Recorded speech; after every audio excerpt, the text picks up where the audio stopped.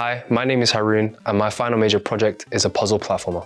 So I love puzzles, and I wanted to understand what makes a platformer so engaging to its players. A microsequence is a smaller part of a wider level. An example of this could be when you enter into a level and the game demands you to jump over something. So after this, the game may give you another microsequence, such as a jump and a dash. The order in which the players are introduced to these microsequences may influence how they feel about the level, if it's too challenging, if it's too easy, if it's fun, or if it's boring. So my research question is, how do side-scrolling platformer video games use a sequence of micro-puzzles to create engaging level designs? My study began with me looking at 5 successful platformers: Fez, The Misadventures of PB Winterbottom, Celeste, Braid, and The Swapper. So the reason why I picked these games is because they are representative of their genre. They are very similar, but also very different in terms of their mechanics. The hope was that I can use these games to get a broader view on how they use microsequences within their games.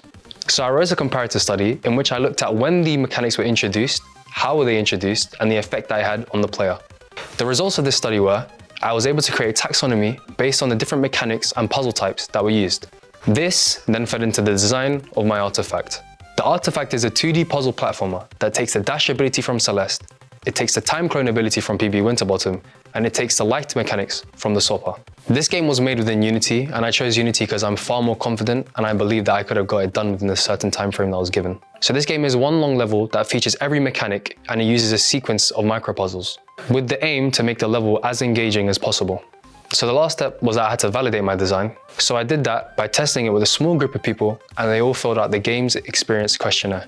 And once I analyzed my results, I'll have a good idea on if my level was engaging or not. I've known I wanted to do micro puzzles based on my previous experience with puzzles. I like to do Sudoku, I like to do crosswords. Any form of a puzzle game was really interesting to me. So I thought, hey, let me make it something that I enjoy and become a master of puzzles. My planning was effective to begin with, but after I hit a couple roadblocks, it was tough for me to mentally push through.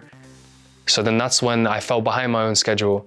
But after a certain amount of time, I got back on the horse and continued pushing through. By the end of it, it was good enough. So the reason why I made a taxonomy was because I wanted it to be a more academic project rather than me just making a game with no clear purpose. The project went okay.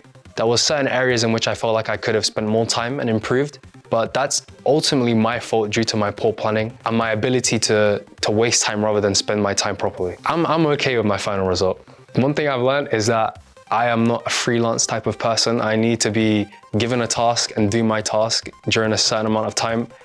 I would rather be a cog in a wheel than my own leader. So yeah, that's one thing I've discovered about myself. I thought too big to begin with due to the amount of testing I wanted to get done, the amount of levels I wanted to implement. However, towards the end of it, I kind of got one big long level, which kind of filled out the timing the same way that I thought it was going to.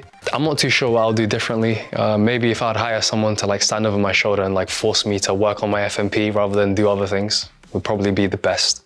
So this was a roller coaster of events. There was a lot of ups and a lot of downs. I'm just glad it's over. I hope that anyone that plays my game has fun and enjoys it.